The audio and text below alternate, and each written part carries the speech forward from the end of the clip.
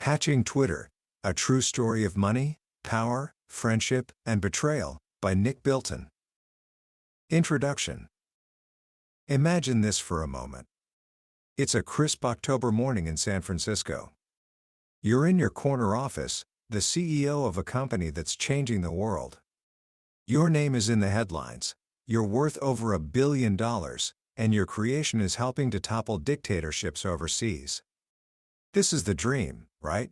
This is the summit of success. But you're not looking out the window at your kingdom. You're on your hands and knees. Your hands are shaking, clammy, as you grab a black wastebasket. You say to the woman standing in your doorway, "Get out. I'm going to throw up." This was the reality for Evan Williams, the CEO of Twitter, on October 4, 2010. In less than an hour, he would have to stand in front of his 300 employees and announce he was stepping down. But this wasn't his choice. He was being forced out in a vicious, bloody boardroom coup, orchestrated by the very people he had hired, mentored, and once called his closest friends. How does this happen? How does a quiet farm boy from Nebraska build a global communication network, only to be exiled from his own empire? That is the story we're going to explore today, through Nick Bilton's incredible book, Hatching Twitter. This isn't just a business book. It's a modern-day Shakespearean tragedy, filled with friendship, betrayal, staggering ambition, and heartbreaking loss. It's the true story of how a little bluebird took flight, and the friends who were thrown from the nest along the way. By the end of our time together, you'll understand the chaotic, accidental, and deeply human story behind the 140 characters that reshaped our world. And you'll learn some profound lessons about what it truly costs to build something great, and the danger of losing yourself in the process. Book summary. Every great story, every world-changing invention, rarely starts with a flash of genius in a sterile lab. More often than not, it begins in the messy, chaotic crucible of failure. And the story of Twitter begins with the slow, painful death of a company called Odeo. Odeo was a podcasting platform, and in the mid-2000s, its founders, the quiet and visionary Evan Williams and the energetic, almost manic Noah Glass, thought they were on to the next big thing. But then, in 2005, a giant entered the room. Steve Jobs stood on a stage and announced that Apple was adding podcasts directly into iTunes. In that single moment, Odeo became obsolete. It was like trying to sell water next to a free, gushing spring. The company was dying, and everyone knew it. The tension was thick, especially between the two leaders. Ev Williams, who had already tasted success after creating and selling the revolutionary platform Blogger to Google, was the reluctant CEO. He was thoughtful, but slow to make decisions. Noah Glass, on the other hand, was a whirlwind of passion and ideas, but his erratic energy often created chaos. They were like fire and ice, and the company was caught in the middle. It was in this atmosphere of desperation that the real idea was born. One rainy night in San Francisco, Noah was sitting in his car with a young, quiet programmer from Odeo named Jack Dorsey. They had just left another night of dancing and drinking, and the conversation turned, as it often did, to their anxieties and loneliness. Jack's marriage was falling apart. Jack, a punk rocker coder who grew up with a speech impediment and found more comfort with computers than people, felt lost and was even thinking of quitting tech to become a fashion designer. As they sat there in the rain-soaked car, Noah asked him, "What excites you? What do you really want to do?" And Jack started talking about an old idea he'd had for years, something he called status. It was a simple concept, a service where you could use your phone to tell your friends what you were doing at that exact moment. "I'm at work," or "I'm listening to this song." It was inspired by the dispatch systems used by bike messengers, a constant stream of short, real-time updates. To Noah, the idea initially sounded a bit cold, a bit clinical. But as he sat there, feeling the weight of his own failing marriage and the dying company, something clicked. This wasn't just about status. This was about connection. This was a cure for loneliness. It was a way to feel closer to your friends, to know you weren't alone, even when you were sitting by yourself, staring at a screen. It was the very same feeling that had driven Ev to create Blogger, a way to connect with the world from the solitude of his apartment. "I get it," Noah exclaimed. The idea had found its soul. The next day, they took the concept to Evan, the fourth key player in our story, Biz Stone. Biz was the heart and humor of the group, a former Google employee and a close friend of Ev's. He was a complete goofball on the outside, a defense mechanism he developed to cope with a tough childhood, but underneath he had a strong moral compass. When Biz heard the idea, Jack's status concept mixed with Noah's emotional vision, he was in. Ev, seeing a potential life raft for his sinking company, gave the green light for a small team to explore it. The project needed a name. Jack suggested Status, too boring. Biz suggested Samc, too cute. Ev even threw out Friendstalker, which was immediately shot down. But Noah became obsessed. He spent days flipping through a dictionary, searching for the perfect word. He was looking for a word that captured that feeling of a short, insignificant burst of information, a light chirp. And then he found it. Twitch, Twister. And then, Twitter. The definition was perfect, the light chirping sound made by certain birds, and the secondary definition, agitation or excitement, flutter. It was alive. It was human. Noah knew, instantly, that was it. He emailed the group, and after some debate, they agreed. They dropped the vowels to get a 5-letter name for SMS messaging, and TWTTR was born. On March 21, 2006, Jack sent the very first official tweet, "Just setting up my TWTTR." One by one, the others followed. Biz, Noah, Crystal, a designer Jack had a huge crush on, and Ev. A new form of communication had just flickered into existence, born not from a grand vision, but from the ashes of failure and a desperate need for connection. But with creation comes conflict. And the friendships that built Twitter were about to be the first things it destroyed. The tension between Ev and Noah, which had simmered at Odio, boiled over. Noah, who had poured his heart and soul into Twitter, who had given it its name and its emotional core, felt he should be the one to lead it. But Ev was the one with the money, the reputation, and the title of CEO. Jack, meanwhile, was growing tired of Noah's chaotic energy and erratic behavior. He saw Noah as an obstacle. One afternoon, Jack went to Ev and delivered an ultimatum. It was a move that would set a dark precedent for the company's future. He told Ev, "If Noah stays, I'm going to leave." For Ev, the choice was simple, if brutal. He needed Jack, the programmer. Noah, the passionate but difficult dreamer, was expendable. So, one evening, Ev took Noah for a walk to the green park benches outside the office, the same benches where he would fire several other employees over the years. He told Noah there was no longer a role for him at the company he had co-founded and named. Noah was devastated.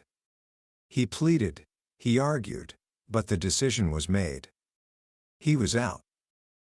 He had been betrayed not just by his boss, but by his best friend, Jack, who had secretly handed Ev the gun.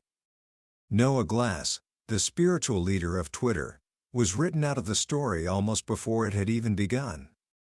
This was the first original sin of Twitter, and it wouldn't be the last. With Noah gone, a power vacuum was created. Ev, who hated conflict and was often absent, allowed Jack to step into a leadership role. Twitter was still a tiny, obscure service, a playground for a few thousand tech insiders in San Francisco. Its public debut at a rave called the Love Parade was a complete disaster, ending with Jack getting drunk, falling, and ending up in the hospital with 5 stitches in his head. They had managed to sign up less than 100 new users. It seemed like Twitter might just be another quirky, forgotten tech experiment. And then came South by Southwest. South by Southwest, or South by Southwest, is an annual tech and music festival in Austin, Texas. In March of 2007, Ev had a brilliant idea. He suggested they place large plasma screens in the main hallways of the conference, displaying a live feed of tweets from attendees. Suddenly, the abstract concept of Twitter became a tangible, public conversation. People could see their own messages, their own faces, flashing across the screens for everyone to see. It was irresistible. The service exploded. Everyone at the conference was talking about it, signing up, and flocking from one party to another guided by the stream of tweets. By the end of the festival, Twitter had won the award for the best startup, and Jack, Biz, and Ev were on stage accepting it. They were the kings of the tech world. As they walked up to the stage, they squeezed past Noah, who was sitting with them in the audience as a peace offering from Ev, but he wasn't invited up. He was just another face in the crowd, watching his creation take flight without him. The success at South by Southwest was a turning point. It put Twitter on the map, but it also put an immense strain on its fragile infrastructure. The site, which had been hacked together in just 2 weeks, couldn't handle the traffic. It began crashing constantly. Users were greeted with a now famous illustration of a whale being lifted out of the ocean by a flock of birds. It became known as the fail whale, and it was a symbol of Twitter's chaotic, explosive growth.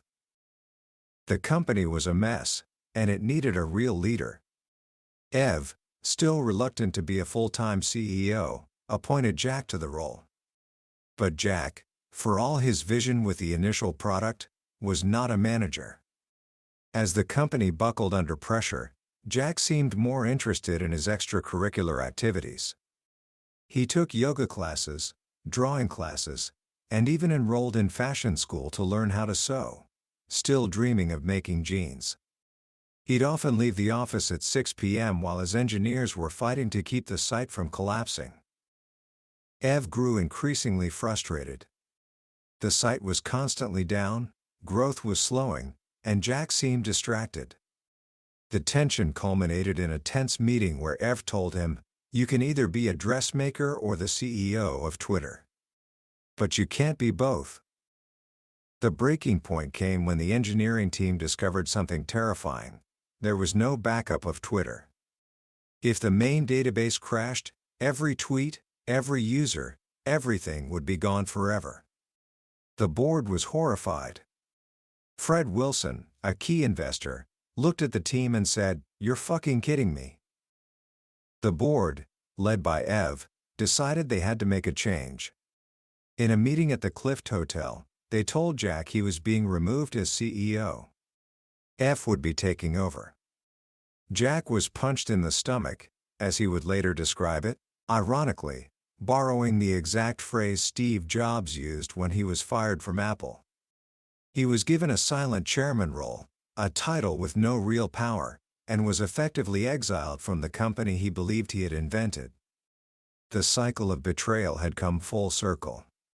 The man who had pushed Noah out had now been pushed out himself.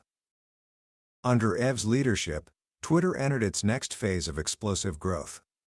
This was the era of the celebrity. Ashton Kutcher and CNN raced to be the first to 1 million followers. And then came the biggest star of all, Oprah Winfrey. In April 2009, Oprah announced she would send her first tweet live on her show, and she wanted Ev to be there with her. Ev flew to Chicago, nervous but excited. In front of millions of viewers, he sat next to Oprah as she fumbled with the keyboard and typed out her first message in all caps. The Oprah effect was immediate. Nearly 500,000 people signed up for Twitter in the first 24 hours. The site was battered, but miraculously, it stayed online. Twitter had officially gone mainstream. but it was also becoming something much more powerful than a celebrity toy. In June 2009, protests erupted in Iran after a disputed presidential election. When the government shut down traditional media and blocked access to Facebook, the Iranian people turned to Twitter. Using the hashtag #IranElection, they shared real-time news, videos, and stories of the violent crackdown with the outside world. It was a Twitter revolution. The U.S. State Department even contacted Twitter, asking them to delay scheduled site maintenance so the protesters could continue to communicate. It was a profound moment. The silly little status updating service had become a geopolitical tool, a mouthpiece for the oppressed. But as Twitter was changing the world, another battle was brewing inside its walls. Jack Dorsey was not going to fade away quietly like Noah Glass had. He was plotting his revenge.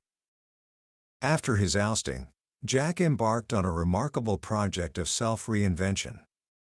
He founded a new, incredibly successful company called Square, which revolutionized mobile payments. And he began to meticulously model himself after his idol, Steve Jobs. He started wearing a daily uniform of a Dior shirt and a black blazer. He adopted Jobs's vocabulary, calling his products magical and referring to himself as an editor rather than a CEO.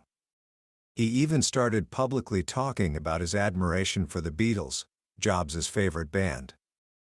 The tech press, hungry for the next Steve Jobs, ate it up.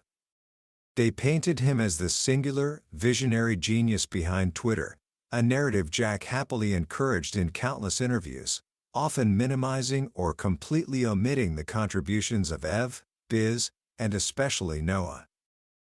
Meanwhile, back at Twitter, Ev was struggling with his own demons. He was a brilliant product visionary, but he was not a natural CEO for a company of Twitter's scale. He was indecisive, avoided conflict, and struggled to manage a rapidly growing team. Senior executives grew frustrated. The company felt like it was drifting, a clown car that drove into a gold mine, as Mark Zuckerberg once put it. Jack saw his opening. He began holding secret meetings with these disgruntled executives and board members.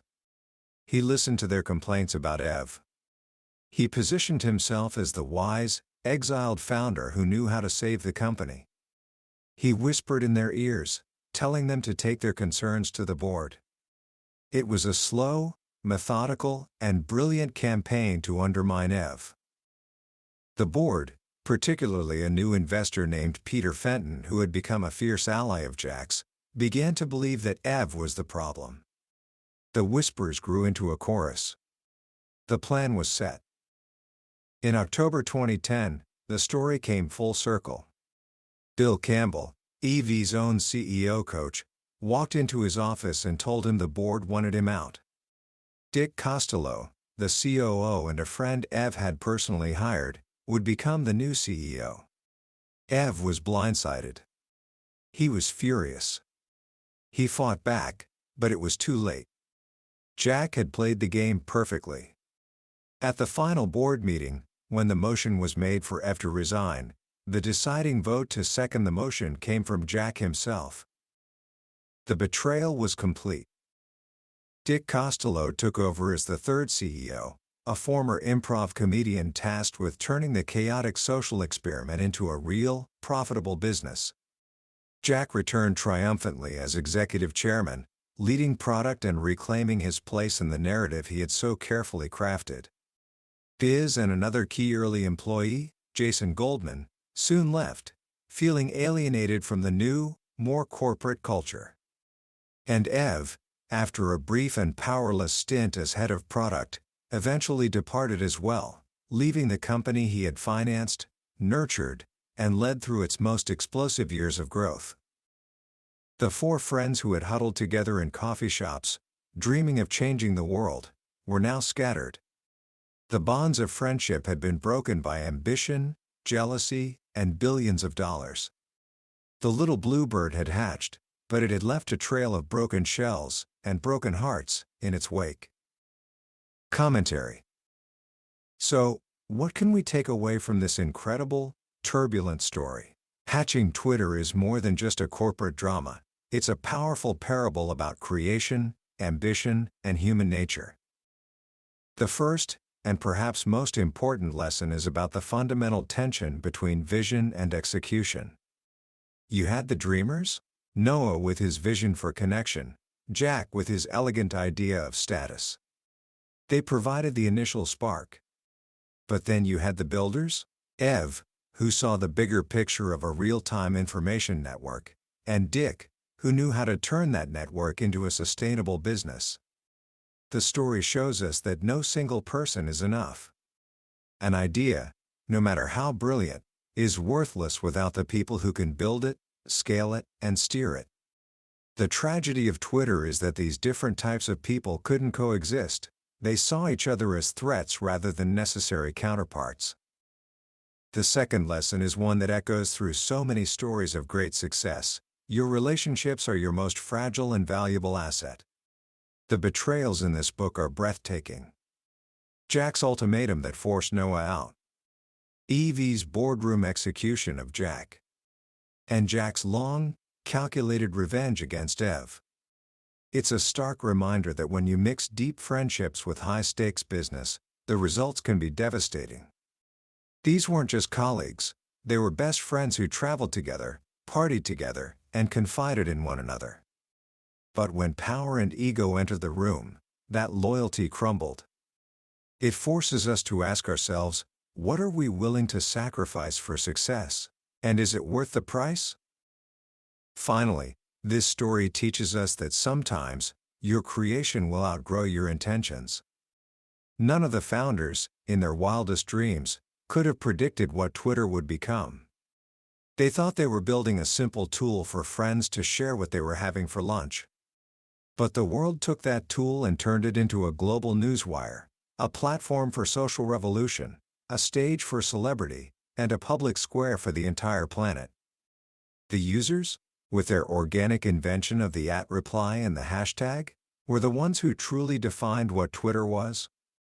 The greatest lesson here is one of humility. Sometimes, the most important thing a creator can do is get out of the way and let the community lead. The story of hatching Twitter is a messy one. It's not a clean, heroic tale of a lone genius.